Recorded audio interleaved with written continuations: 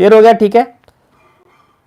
Example 12 क्या है, show that the point A with coordinates 2 i cap minus j cap plus k cap, comma point B i cap minus 3j cap minus 5k cap, comma point C with in bracket 3i cap minus 4j cap minus 4k cap. आपको show करना है A B C are vertices of a right angle triangle. अब right angle triangle को prove करने के लिए हमें यहाँ पे पाइथागोरस थ्योरम को प्रूव करना होगा कि hypotenuse square is equal to perpendicular square plus base square. ये क्लियर हो गया, ठीक है। तो सबसे पहले हमें क्या करना होगा, first of all we will find the value of A B vector. A B vector क्या होगा, पोजीशन वेक्टर।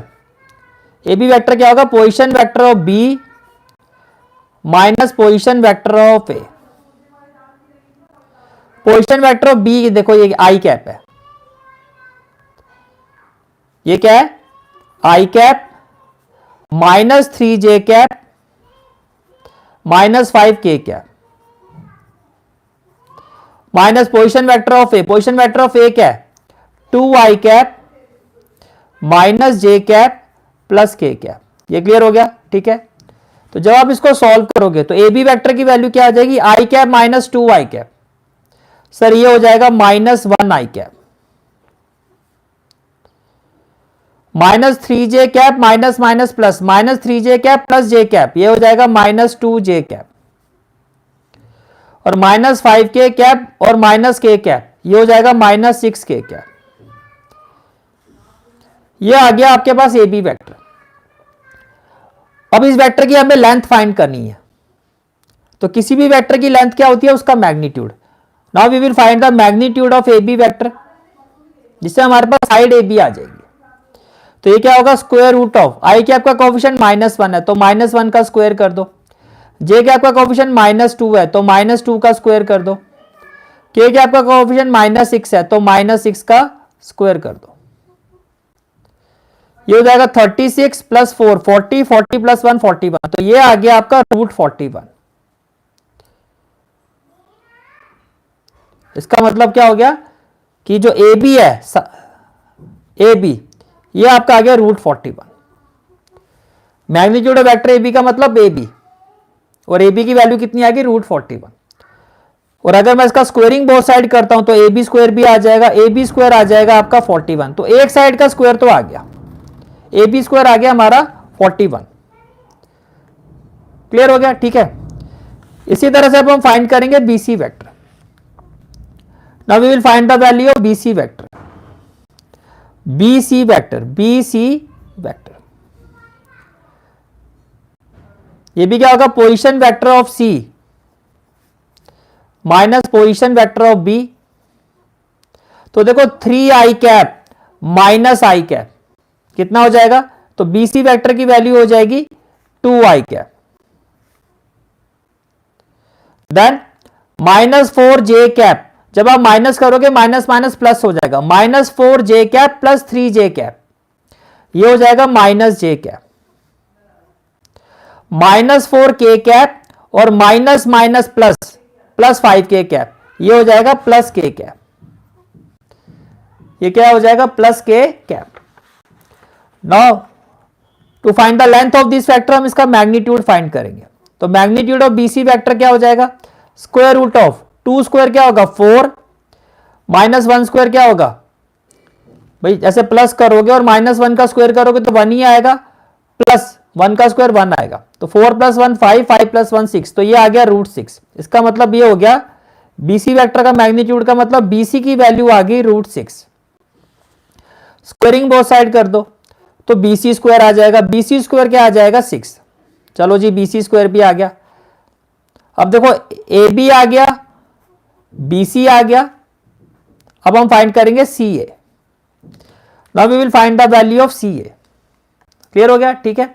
तो सी ए वेक्टर क्या होगा, सी A vector, C A vector आप कहोगे सर सी ए वेक्टर होगा position vector of C minus position vector of A, यही होगा, ठीक है। अब देखो सी वेक्टर क्या है, 3i cap, 3i cap minus 2i cap, 3i cap minus 2i cap, position vector of C minus position vector of A, i के साथ आई को माइनस करोगे, 3i cap minus 2i cap होगा आई कैप। समझ में आ रहा है? Position vector of C minus position vector of A, तो 3i cap minus 2i cap, ये हो गया आपका i cap. Then minus 4j cap, और माइनस माइनस क्या हो जाएगा, plus C A cap, C A vector, ओहो मैंने उल्टा लिख दिया, सी ए वैक्टर क्या होगा, पहले ये वाला आएगा position vector of A minus position vector of C. जैसे ए बी में क्या था, B minus A, B C में क्या था, आगे वाले से पीछे वाले को माइनस किया जाता है, तो सी ए है ना, position vector of A minus position vector of B, position vector of A minus position vector of C, ये अपोजिट होगा, ये ऐसे नहीं होगा, ये ऐसे होगा, ए माइनस सी, तो 2i cap minus 3i cap, ये हो जाएगा माइनस आई कैप, तो ये हो गया माइनस आई कैप। देन माइनस जे कैप, माइनस जे कैप और माइनस माइनस हो जाएगा प्लस, तो माइनस जे कैप प्लस 4j कैप, ये हो जाएगा 3j कैप, तो ये हो गया 3j कैप। के कैप,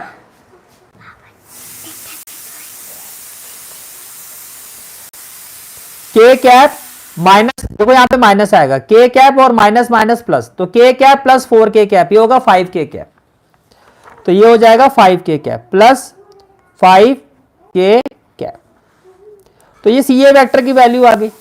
अब हमें फाइंड करना है सी ए वेक्टर का मैग्नीट्यूड, यानी कि इसकी लेंथ। तो ये होगा स्क्वायर रूट ऑफ -1 का स्क्वायर क्या होगा 1, 3 का स्क्वायर क्या होगा 9, और 5 का स्क्वायर क्या होगा 25, 25 प्लस 1 26, 26 प्लस 9 क्या होगा √35। मैग्नीट्यूड का मतलब ये आपके पास सी ए की वैल्यू आ गई √35। तो सी ए अगर √35 है तो इसका स्क्वायर करोगे तो सी ए स्क्वायर आ जाएगा, सी ए स्क्वायर की वैल्यू आ जाएगी √35 का स्क्वायर हो गया आपका 35। बोलो भाई क्लियर हो गया? ठीक है। अब देखो अगर मैं 35 प्लस 6 करता हूं तो 41 के इक्वल आएगा, यानी कि C A square plus B C square. Now C A square plus B C square, C A square है आपका 35 और बी सी स्क्वायर है 6, ये आपका आ गया 41, और ये किसके इक्वल है, it is equal to A B square. तो इसका मतलब एक साइड का स्क्वायर जो बाकी दो साइड के स्क्वायर के सम के इक्वल आ रहा है। तो पाइथागोरस थ्योरम आपकी क्या हो रही है, सेटिस्फाई हो रही है। दैट इज बाय, या फिर सीधा लिखो that is as A B square is equal to C A square plus B C square, therefore ABC is a right angle triangle. Therefore, ABC is a right angle triangle. And this is the final answer of this question. Again, important question. So, this is the analysis of example 12. This is the analysis of example 12.